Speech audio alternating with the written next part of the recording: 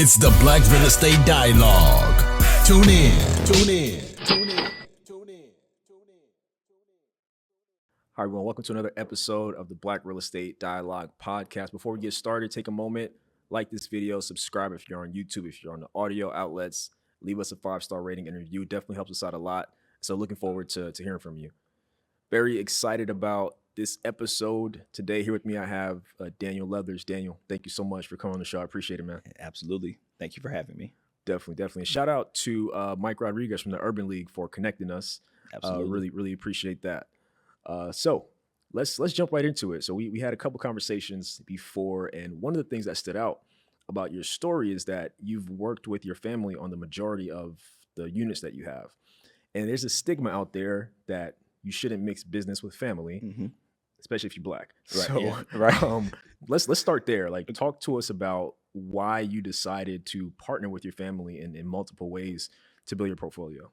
Yes, absolutely. So, as we discussed it, or after our first discussion, I thought about it a little more, and it hasn't always been peaches and cream working with family. We have had instances where other family members did not do what they were supposed to do. We had some difficulty getting things done. But thankfully, with what we're doing now, everything so far is working out well. What compelled me to do it, let me back up. So when my wife and I, when we started building our portfolio, we did it just by ourselves, bootstrapping, liquidating 401ks, liquidating savings, maxing out credit cards, doing whatever it needed to be done to get it going. And what got our family took note of what we were doing. And they, at first, some folks thought we were crazy. We should, just stick to your job, do that. Why you want to risk your assets like that. And then when family members took note of what we were doing, then folks started to get on board. So our first family investor, what happened there was, first, we sold the property and we had some cash left over after we paid off some debts, and we were trying to figure out what to do with the cash, and could not buy anything in Los Angeles. So my real estate agent here, he told me, hey, I know a guy in Texas who sells duplexes near a military base. And so in my mind, the military industrial complex is never going to go anywhere. No matter who is in office, there will be money for the military. So I liked that idea. We'd always have tenants. He connected me, the real estate agent here locally in LA, connected me with the agent in Texas. And my wife and I were ready to put the money down on the first duplex. And unfortunately, my uncle-in-law, he passed away due to complications from COVID. And then my aunt, she received some payouts from life insurance, and then he had some other assets that she wanted to make good use of. So she said, hey, I'd be willing to invest with you guys. Can we make something happen? And we said, oh, yes, of course. Yeah, please, auntie. Yes. And so we put all of our funds together. And what was nice is we were only going to buy one duplex at first. And then when we told the agent in Texas, our aunt is getting involved, he magically provided 2 more properties for us to buy. So we wound up buying a total of 3 properties to get started. Wow. And we drew up contracts. So one thing that's very important with family is you don't want to do deals based upon hugs and handshakes. Yeah. You want to have something on paper. It starts with hugs and handshakes, but you do want to move into something formal, like you would do with any business arrangement if you weren't family. So having the paperwork is a major component of it. I would say having everybody understand what their role is, finding out what's important to people. Some people want simply tax deductions. Some people simply want cash flow. Some people want to be involved and they want to know what's going on. They just want to, they want to stay active. Some people don't want to be active at all. So I'll say the key is finding out what people want, what the people in your family want, and then delivering. So similar to sales, just what does the customer want, find that out and deliver that. I'll pause there.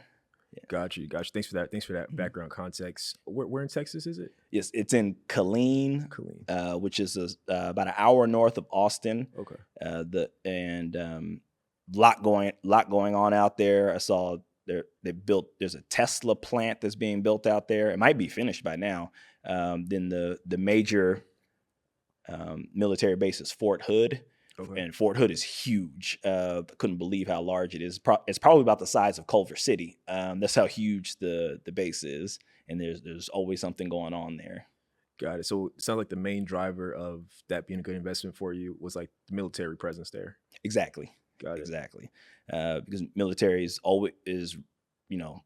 well funded and is always recruiting. People are always going in. Mm-hmm. People are building their families while they're in the military. So the military families need a place to stay.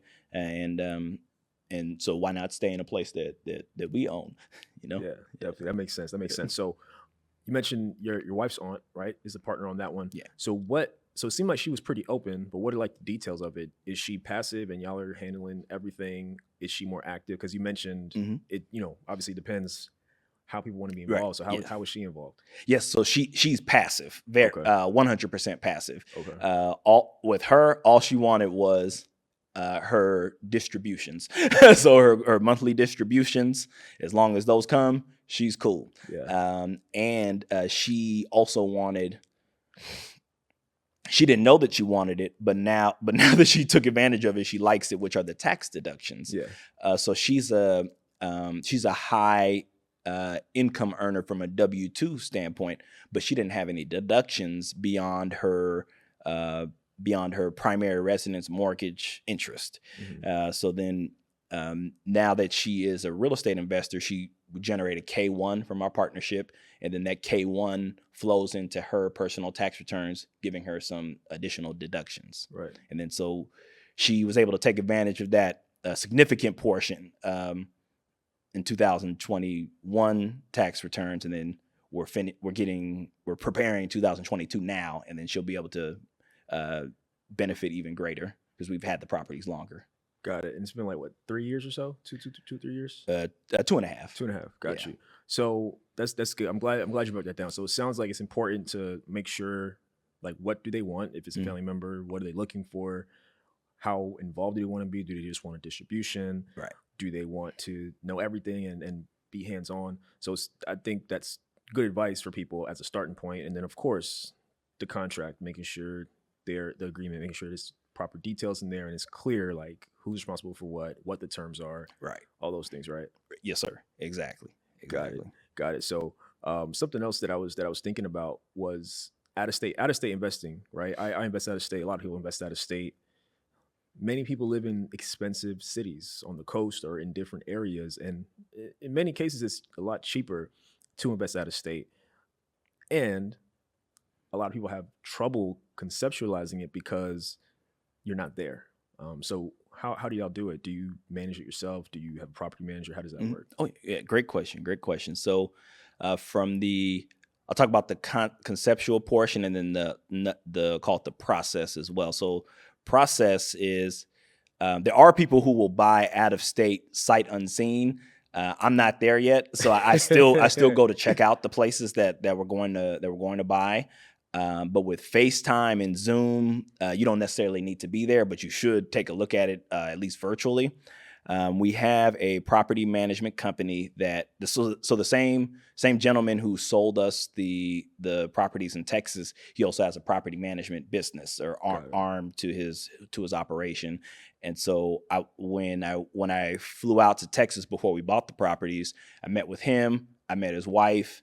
His wife runs the operations of the property management arm, and really liked the vibe that I got from them.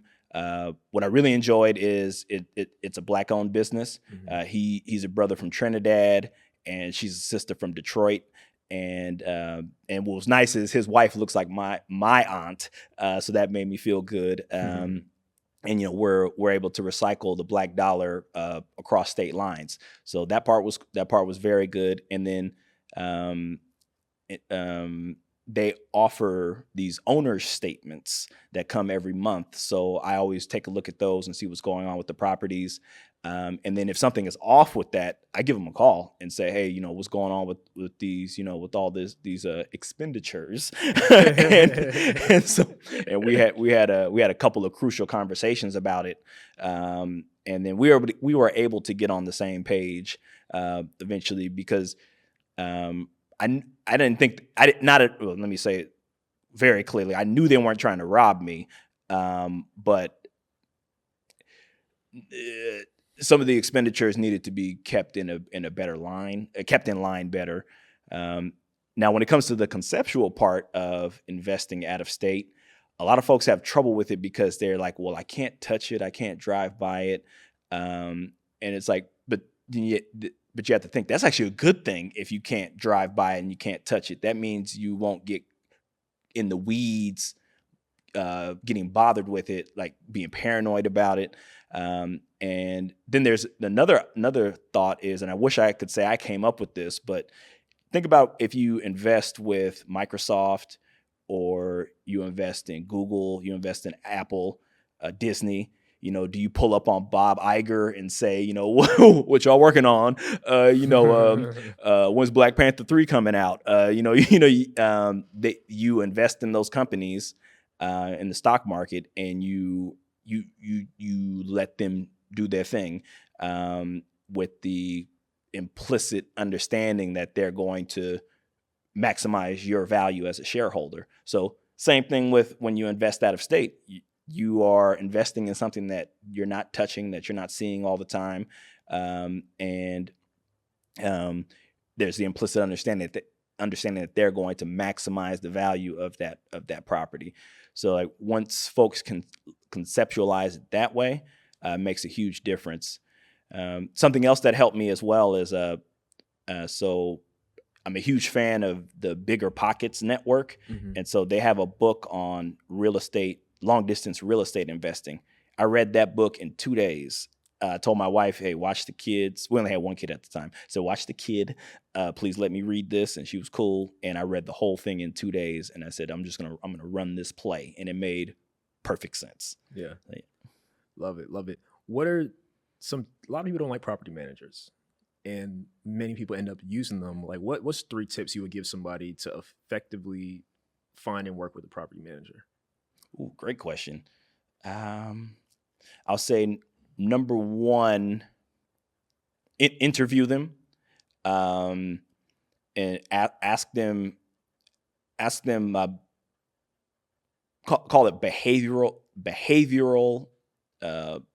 open-ended questions on how they would handle certain issues. And then the answers you're going to be looking for are something that's going to help save you money. So ask them about, how do they handle tenant calls? Say like with a broken faucet, do they try to walk them through fixing it themselves, or do they automatically go to a handyman, or do they automatically go to a plumber? I would ask them about how they fill their vacancies, because any real estate investor will tell you vacancies kill you. So ask them how they fill vacancies, and ask them how they handle evictions. Those are huge. And I'll say with the evictions, you want to make sure that they have a foolproof process in place. They're able to clearly articulate it to you, so that when that happens, because it's going to happen, when that happens, that they already have a plan in place to get it taken care of for you. And if they can talk to you succinctly about how they take maintenance calls, how they fill vacancies, and how they handle evictions, those would be the top 3 things I would say to pay attention to.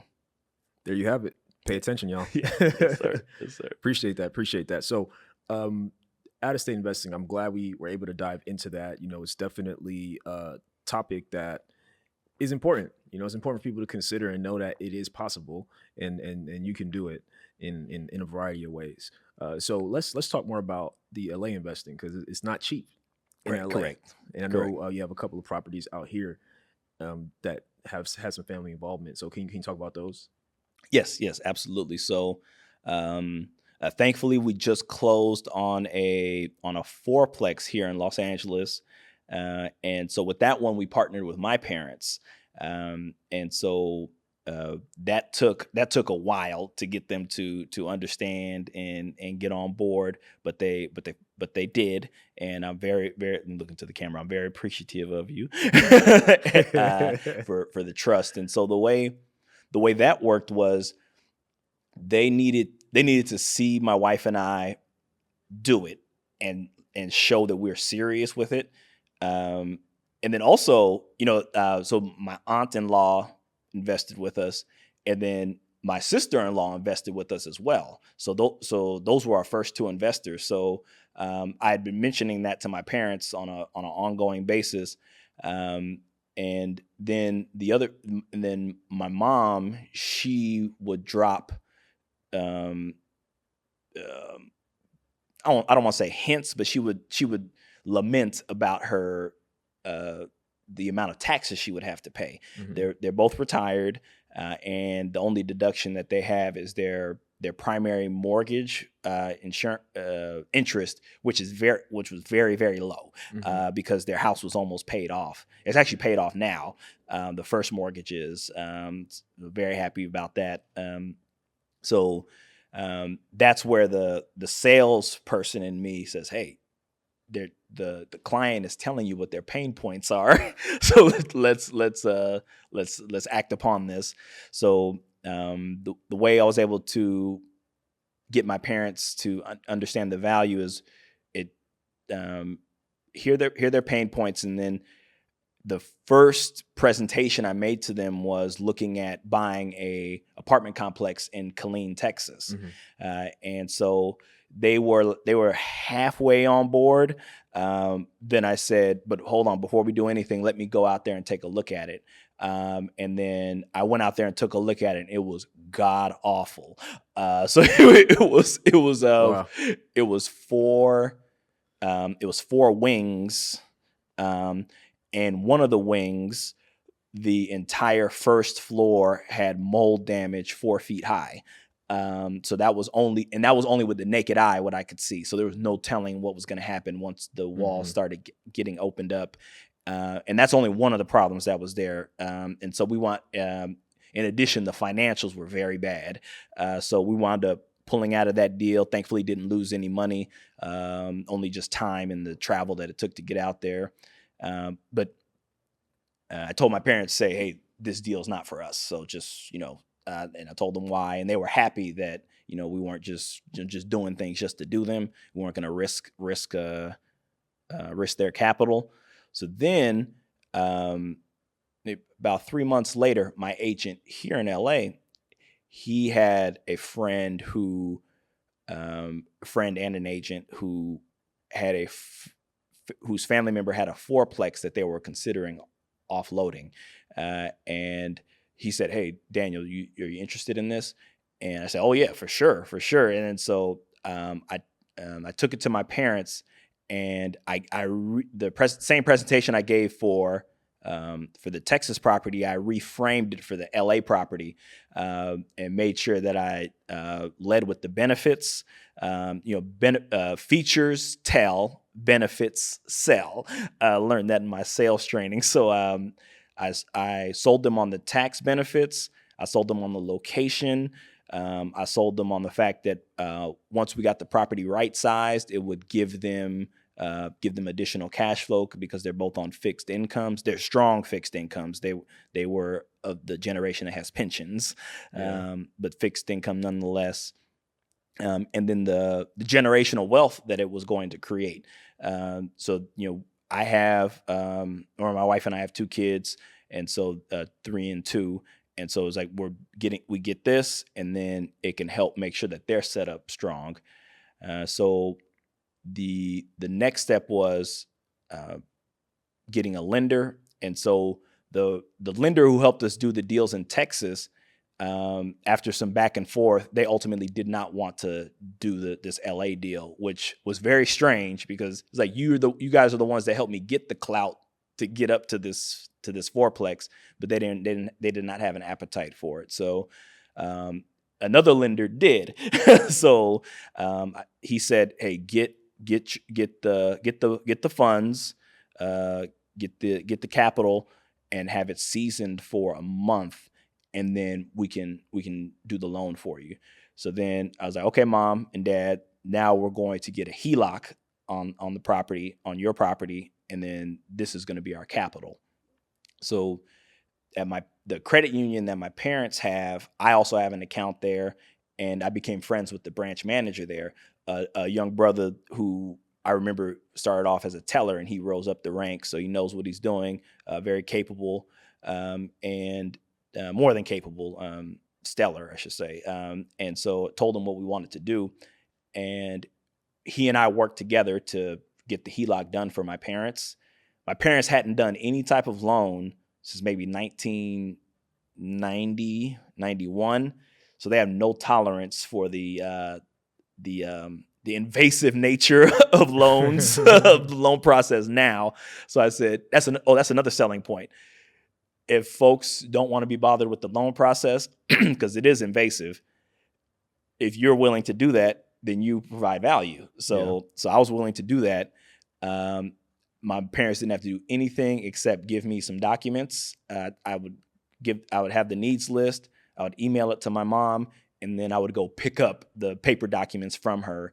And then I'd send them in to the branch manager at the credit union, get everything done. And then so it took about 45 days. Then the HELOC was approved.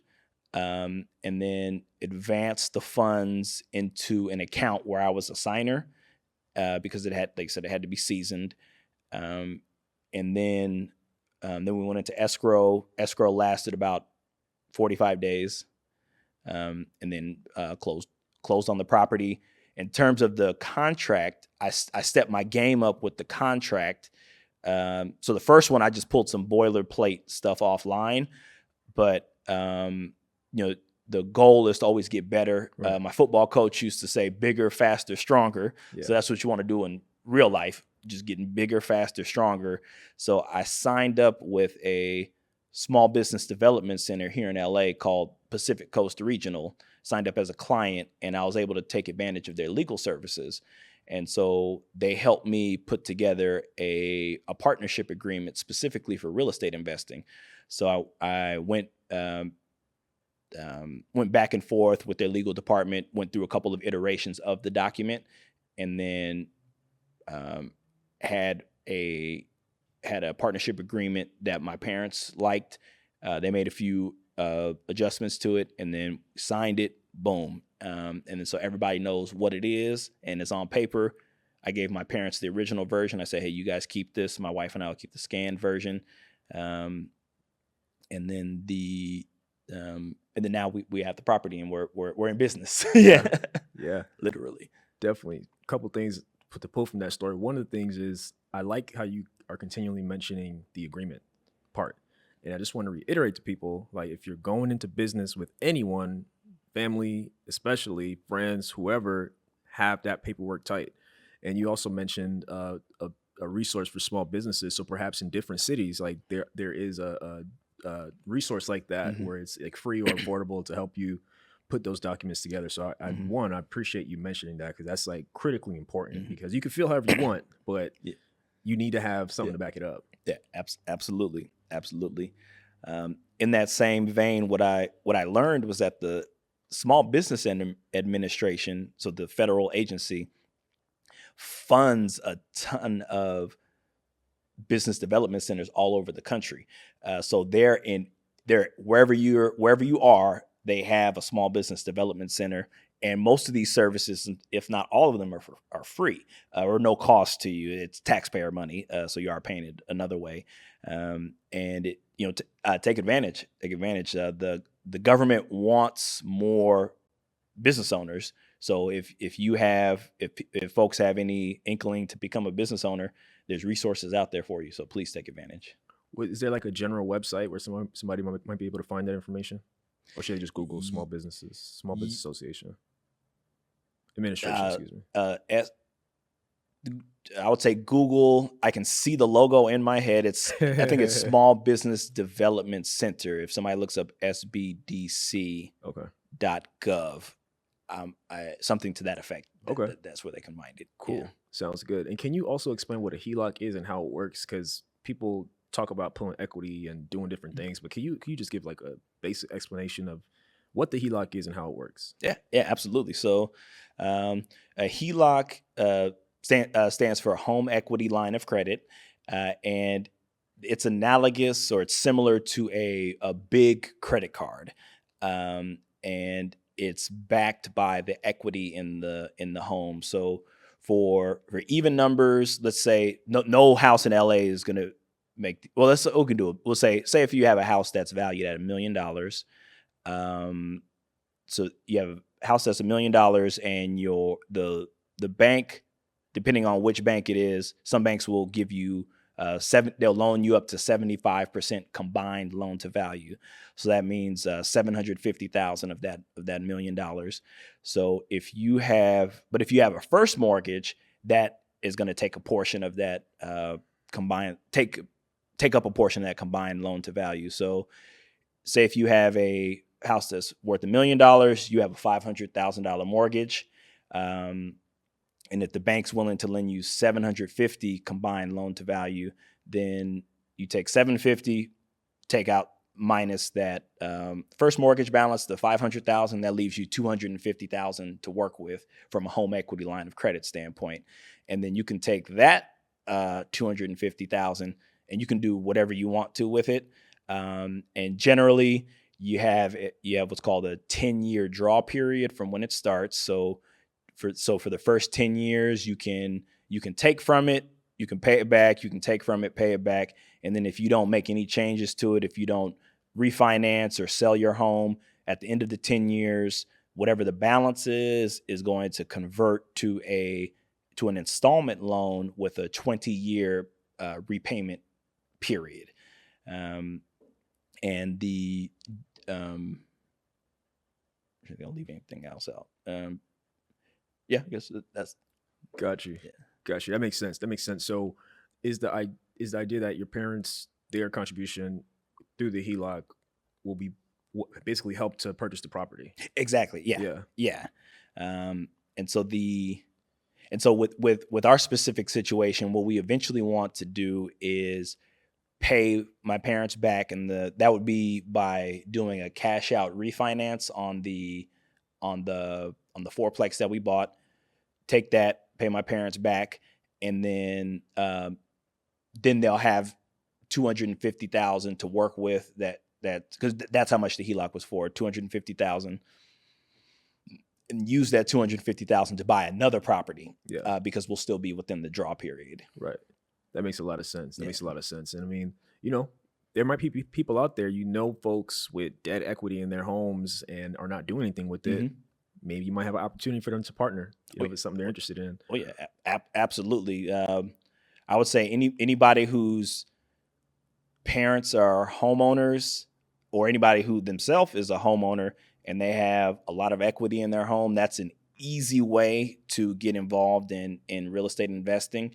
I would say, please don't take the HELOC and do something wild with it, do something crazy with it, put it on, cryptocurrency. I know there's some people that love cryptocurrency, but put it on, I would say, use a HELOC and put it on some real estate. Yeah, definitely. So some people would say you shouldn't take a HELOC from your primary residence, and you were able to convince your parents to do so and explain why it could be beneficial. Mm-hmm. And I think you also mentioned when we spoke previously that they never really invested before. So was it hard to convince them to be part of the deal and also to convince them to use some of the equity from their home? Did it take a long time to sell them on that?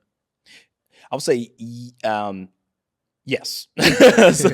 Because I had mentioned it to them in passing a few times over the last maybe 5 years, but they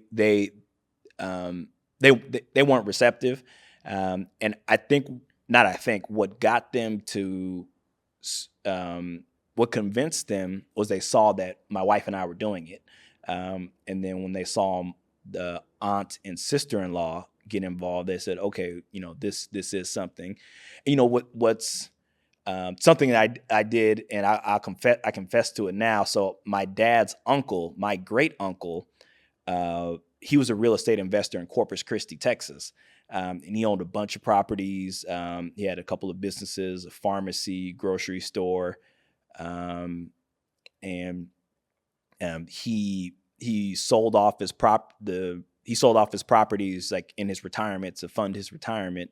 And then his parents, they owned a fourplex here in LA. And so I pulled on his heartstrings, like with the legacy part. So I said, hey, we come from a family of real estate investors, let's keep it going. This is in your blood, Dad. I like it. Yes. Yes, sir. That's that sales background. Yes. Figure out what speaks to people and then run with it. Yeah, definitely. So what's the status of that 4 unit? Does it need work? Like what are y'all doing with it now? Mm-hmm, mm-hmm. So I would say what's nice is it doesn't need a whole lot of work. The electrical panels needed to be fixed. And so, excuse me. So the goal is to basically just keep it, and eventually refinance in about a year or so. We have some tenants that are thinking about moving out, and then we may incentivize them to make that move. Mm-hmm. We have some things in place where we're going to deploy some capital to incentivize them, and basically see if they take it. And then if they do take it, the plan would be to utilize Section 8. And I think in one of our pregame conversations, I mentioned Section 8, and I'm a huge fan of Section 8. Section 8 gets a bad rep, and it can be bureaucratic. But then the flip side is, well, in any job you ever work in is full of bureaucracy. So why can't a person figure out how to navigate a bureaucracy for your own business, if you can do it for your job? And so then some other people will think, well, what about the people that come with Section 8? And in my experience, I haven't had any problem with people, with, call it difficult people. I haven't had to deal with any reprobates or, anybody who was crazy. It was just people who were just trying to live their life and were utilizing government services to help them live their life. Some of your other guests have mentioned Don Peebles. Mm-hmm. And so I'm a big fan of Don Peebles as well. And everybody needs to know about him like they know about LeBron and Michael Jordan. People need to know about Don Peebles. So absolutely. Something he mentioned on one of his interviews was that he used private-public partnerships to come up. And I said, oh, well, I can do that too. And so my version of public-private partnership is Housing Authority of Los Angeles is my partner. And so anytime I have a vacant unit, I use Section 8. And so that would be the goal with both the fourplex and the duplex that we have now. One of the units is Section 8, and then eventually the other unit will move that one to Section 8. Got you. So you mentioned like tenants and incentivizing them to move on to other opportunities. Mm-hmm. And so we did talk a little bit offline about under market rents and the challenges that come with rent control. So tell me about your thoughts on rent control.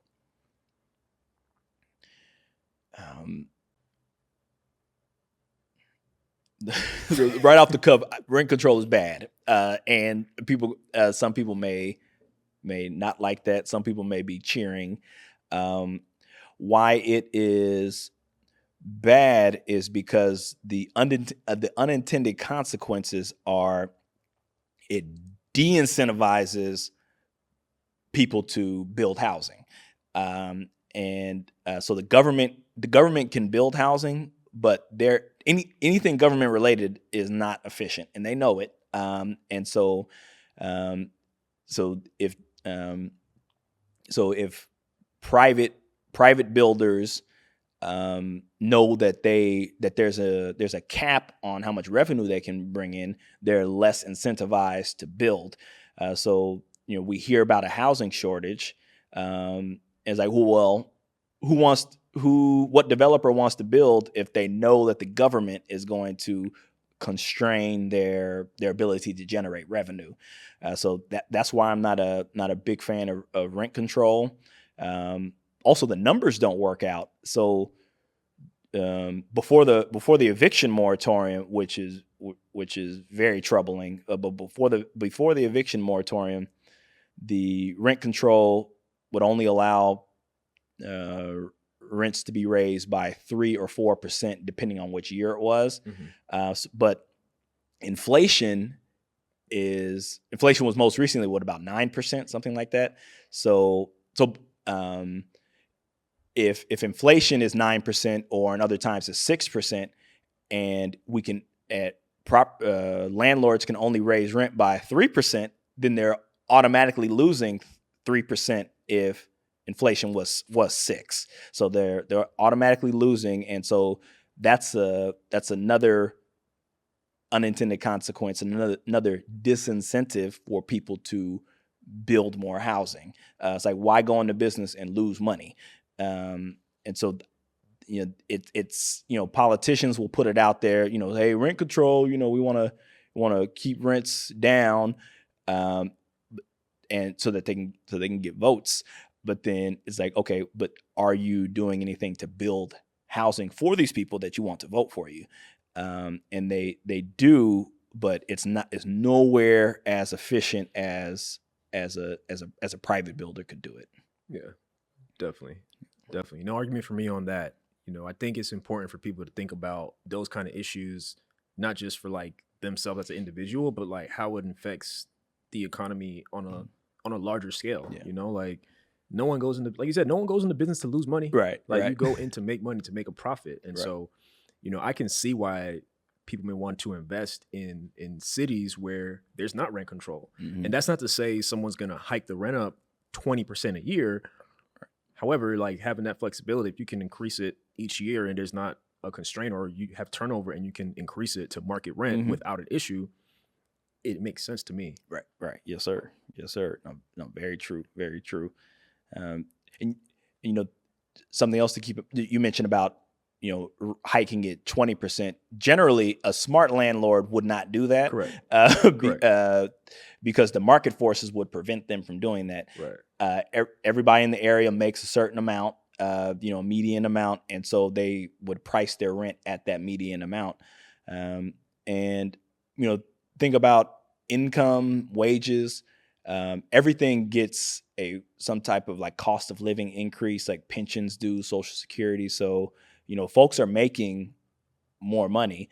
So it shouldn't be like it shouldn't be such a problem to increase the rents. And then on the flip side, or another thing to keep in mind is expenses for managing or maintaining the properties continue to go up. So, Mm-hmm. Plumbers, electricians, materials, everything costs more. So, the rents need to be able to offset that.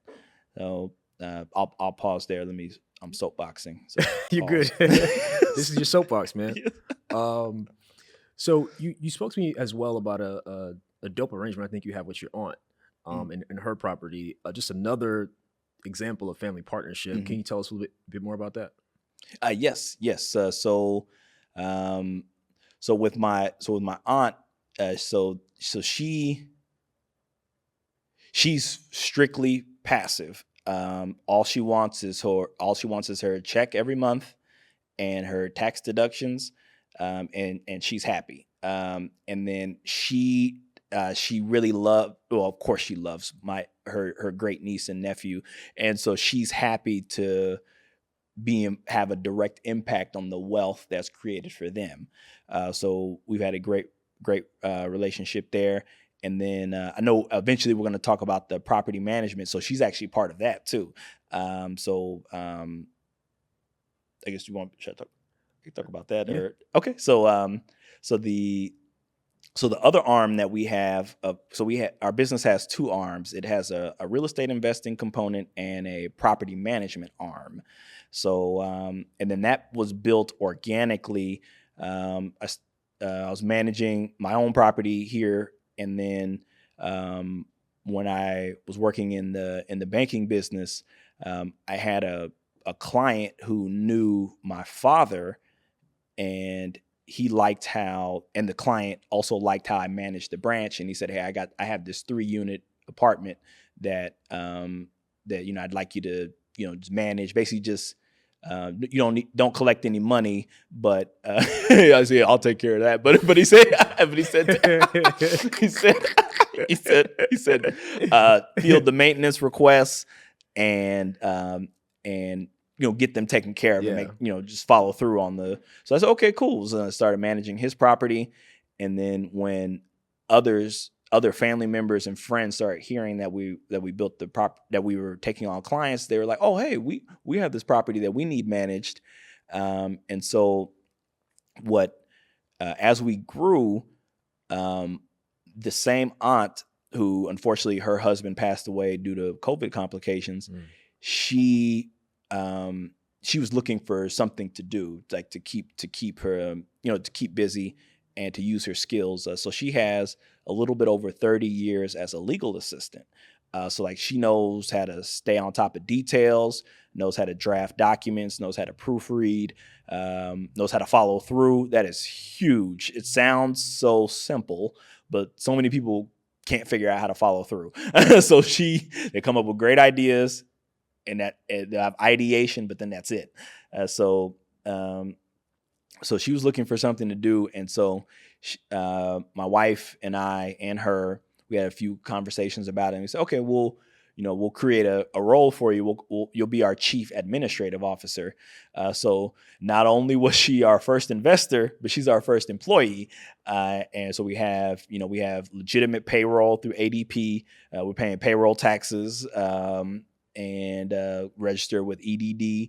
And so she gets her paycheck every 2 weeks, excuse me. 2 months, that would be a problem. She does a great job. She takes a lot of stuff off of my plate.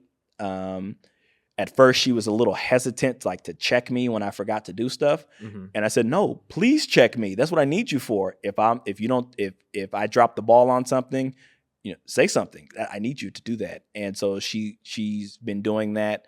And everybody needs to feel useful. And so she is so happy to be involved with us. And she spent a lot of time dealing with lawyers. And so lawyers are good. Everybody needs lawyers, but she would be on the receiving end of some acrimony from some of the people that she's worked with in the past. And so she thought that was going to be the same thing with us. And I've told her a bunch of times, I said, this is not a law practice. It's all love. Everybody's going to be nice. If we have to have some crucial conversations, it's still going to be nice. There's going to be no cussing, no denigration. It's going to be all love and handling business and cracking jokes. So the aunt is first investor and first employee. It's the greatest greatness to build something with your family that makes money. You can't beat that. Love it. How many units are y'all managing right now? 24. Got you. In LA and Inglewood. Got you. So I'm curious, why did you I know it kind of happened, the property management business, and it's grown. Do you like it? Because a lot of people don't like property managers or property management. So how do you like it? Short answer is yes. Yeah, I do like it. but there's and a lot of people don't. And then when I realized that I actually like it, I said, okay, I might be onto something here. Any like the key to being successful in business is if you can solve other people's pain points, and you can monetize solving those pain points. And so when we had our first property, that's when it clicked. So we rented out the first home that we purchased. We moved out and rented it. And when the tenants would call with certain issues, it was no big deal for me. Like, I was actually happy to take care of it. Yeah. And I said, okay, we're on to something. And so I spent my entire professional career. I said the overwhelming majority of my professional career was in banking. And then a lot of it was in retail banking. So that was interacting directly with clients. And so all day solving problems, listening to problems, and you build up a lot of skills and experience doing that. And I said, well, these skills are easily transferable to property management. And then I also was a branch manager where I had a staff that I worked with that reported to me, and I had to lead them towards success. And then those skills are easily transferable to the property management business as we're bringing on more employees. We have so there's five of us total, and so just making sure everybody's in the right place, doing the right thing, inspecting what you expect, doing that, and basically I like it because it's keeping me busy, handling business, and we're solving problems for people, and we're keeping people housed. That's the other thing. So I'll pause there. No, go ahead. Keep going. Oh, okay. In terms of keeping people housed, as I mentioned, I'm a big fan of Section 8, and so we were able to house a gentleman who is a Vietnam veteran. Wow. And so I loved that. So something that's not talked about a lot, or might be brushed under the rug, is Blacks and Latinos were disproportionately drafted into the Vietnam War because it was not a pretty war, and then it was the public perception of it was not good. So when the veterans came back, they weren't welcomed home like the World War II veterans were. They were spit on, they were treated bad, they had difficulty finding employment, and so like those issues still persist today. So we were able to house a gentleman who was a Vietnam vet, give him place to stay, and he would have certain issues. I don't want to say what those issues were, but I was able to utilize some of my customer service skills to help him overcome his issues and make sure his rent was paid, and that the owner didn't want to throw him out. So I was able to navigate that and keep everybody happy,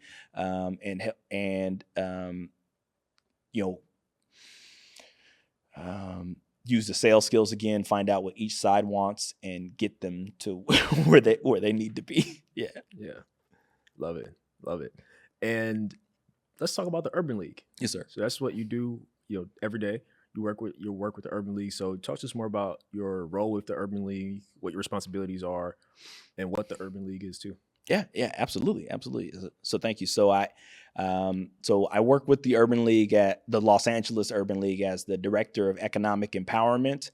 And so the long of the short is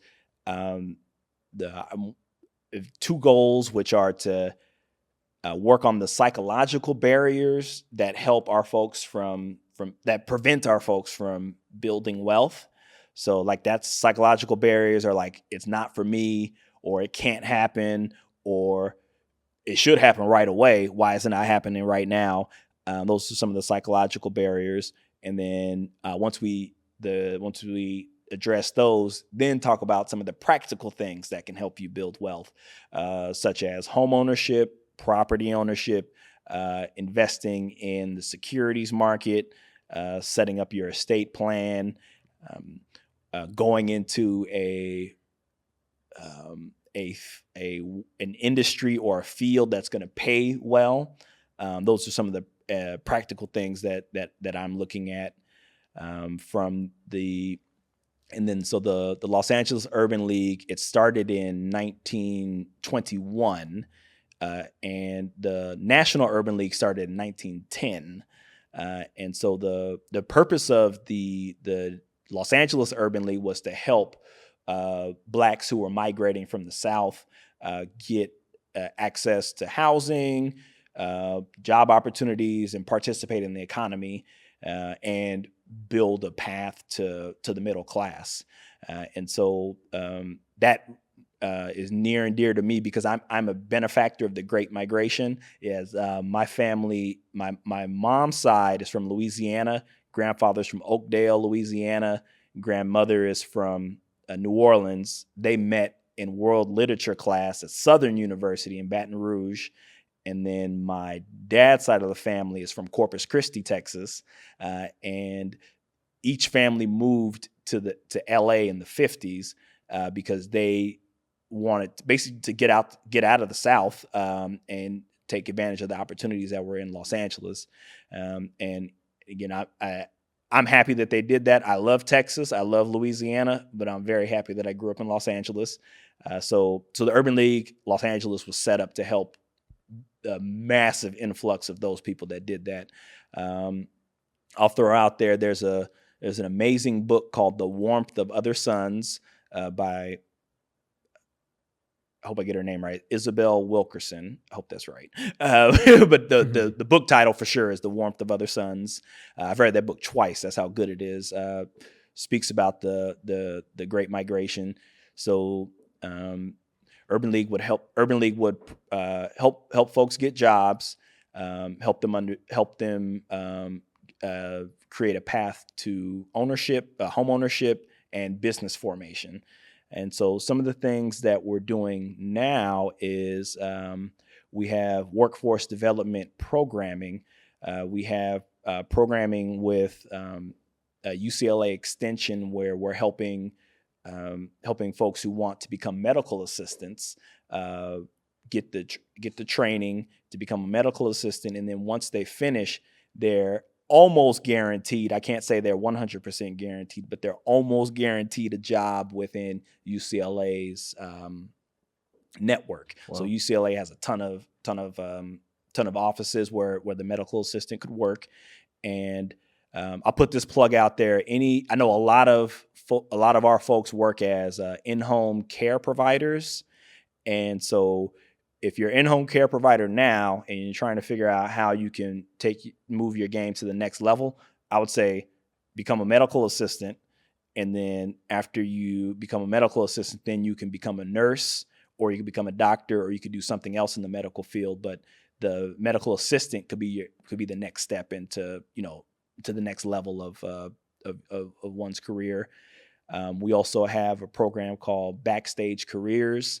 So we're here in Los Angeles. What's funny is I'm an LA native. I have zero interest in being in the entertainment industry, but a lot of people love it. Like people moving from all over the country to come here to be in the entertainment industry. So for those who like that, we have at the Urban League, we have a path to get into the entertainment industry through Backstage Careers. We also have a construction academy for folks who want to get into construction, and these jobs.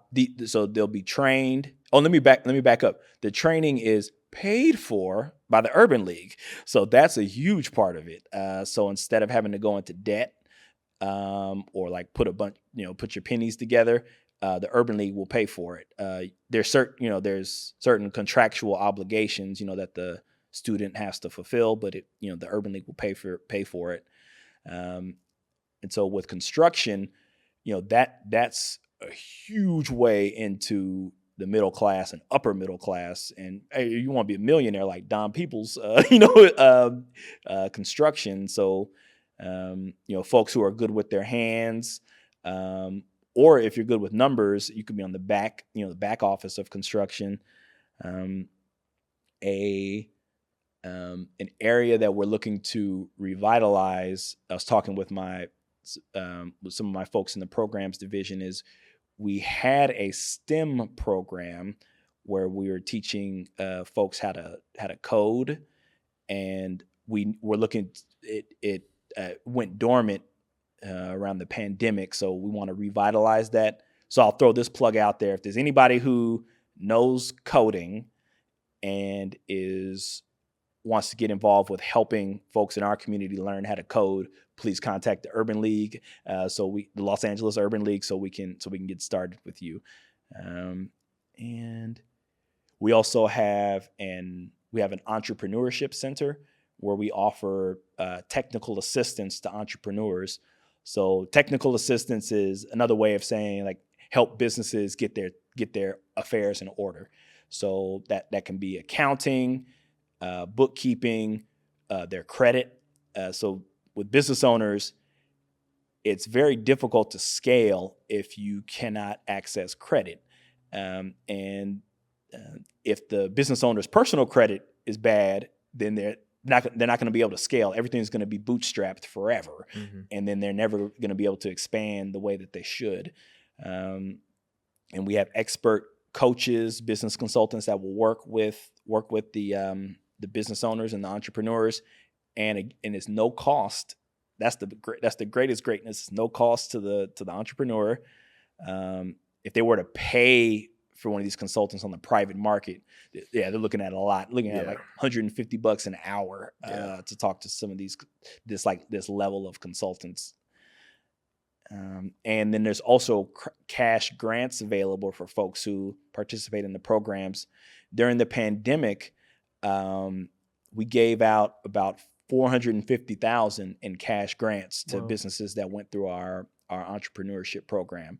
So we incentivize folks to come in and stay with us and like see it through, and then everybody wins. Yeah, definitely. So you're director of economic empowerment. Yes, sir. So what are a couple goals you have? I know you started fairly recently. So what are some goals? It sounds like a whole lot going on. Yeah. What's some of like those big picture goals and aspirations you have in your position in the coming years? Yeah, absolutely. So,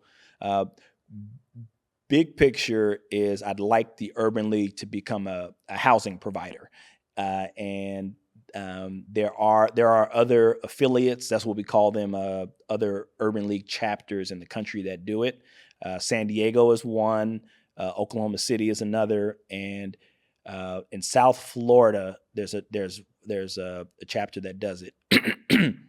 And so, my thinking is, well, LA can do it, and if there's an affordable housing crisis, then why not we be part of the solution? And then we can achieve a couple of goals. One, we can house our folks. So I was recently on a webinar put on by the Greater LA African American Chamber of Commerce. Shout out to GLAC. Where they brought on various dignitaries, political figures in the local area. And one of the points that was brought up is that Black seniors are the fastest growing homeless population in LA County. And that is a gosh darn shame. And we need to be actively fighting against that. And one of the ways to do that is to create affordable housing. And so the Urban League can work with some of our bank partners who are willing to fund these developments. We can bring in construction companies to do the building. Construction companies, minority women business enterprises to do the construction. Then we can place seniors and other folks who need help, and the either HACLA, the Housing Authority of LA, or other services can who have pots of funds can pay for these people, pay for the constituents to live in the units. Urban League and other community-based organizations can provide supportive services to the residents, and then Urban League can win by collecting the rent from the residents. And so everybody wins. People have a place to stay. People can get supportive services. The banks that are helping fund what we're doing are able to put on their website, hey, we helped Urban League house 4,000 senior citizens with supportive services, and everybody wins and looks good. So that's one of my we call it a BHAG, a big, hairy, audacious goal. That's my BHAG, and I do have support from my superiors. They want me to take care of some other things in front of that, which I completely understand. But that's like the big picture of what I'd like to do with the Urban League. Love it. Man, appreciate you jumping on the show. I think this is a great testament to creativity and also leveraging those who you know, who you love. You know, a lot of times people assume that you can't work with your family.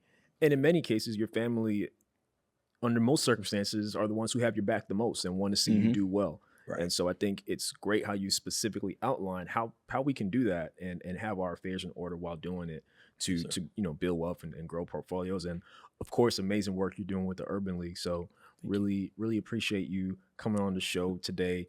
Is there anything else you want to say to the listeners in addition to letting them know where they could reach you?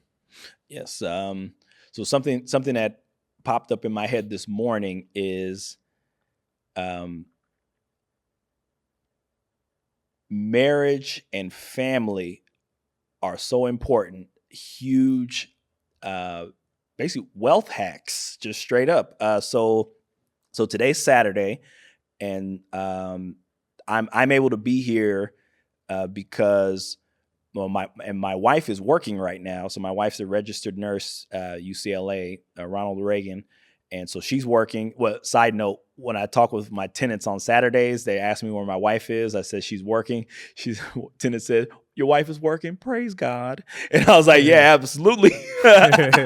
So wife is working now, but we got the 2 kids. So my parents came over and they're watching the kids right now.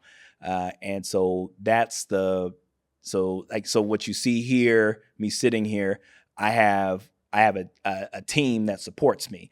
And so it's not just me doing everything by myself, because that's so not what it is. So marriage and family, huge life hacks, wealth hacks. I would say folks need to do what they can to stay together. There's a lot of money and a lot of attention for being single, or like war of the sexes, and all of that is a big waste of time in my opinion, or in my experience. The empirical evidence is there that it's a waste of time, and it's a wealth destroyer when people go through divorce. And so I'll say marriage is good. If you're having trouble in your marriage, please go see a therapist. Therapy is good. You have a neutral third-party professional that can help navigate issues that you're having. And a lot of times it just boils down to you guys aren't hearing each other. And then if you have somebody that can help you guys hear each other, you're like, oh, this isn't bad. Okay, let's stay together. Or it's more than not. We're just doing normal things. So the life hack, marriage, stay together. make it work. I'm not saying to anybody to stay in anything that's abusive. Let me give that disclaimer. But so marriage is good. Where folks can find me, I'll drop my Urban League email address. It's daniel.leathers. Leathers is like the clothing material with the S on the end. Daniel.leathers at laul.org. And anything Urban League related, or other stuff related, holla at a player. And Instagram is dleathers65. 65 was my football number. It's the family number. My dad and my brother were all offensive linemen. And I'm on LinkedIn as well. So, be happy to connect with folks. This is a great thing that you're doing, Sam. Thank you. Yes, sir. Very, I admire what you're doing straight up. Thank you. Yeah, and I would say keep it going. Anytime that you are feeling, unmotivated, know that you got to, people are supporting you and admiring what you're doing. So keep it going. Thank you. I appreciate that. Thank you, man. And thank you, everyone, for listening to the episode of the Black Real Estate Dialogue podcast. If you're on YouTube, make sure you like, make sure you subscribe, make sure you share. If you're on audio, leave us a 5-star rating and review. We'd love to hear from you. Talk to you soon. Hi, everyone. Sam here from the Black Real Estate Dialogue. Make sure to hit that notification bell and that subscribe button and to visit us at blackrealestatedialogue.com.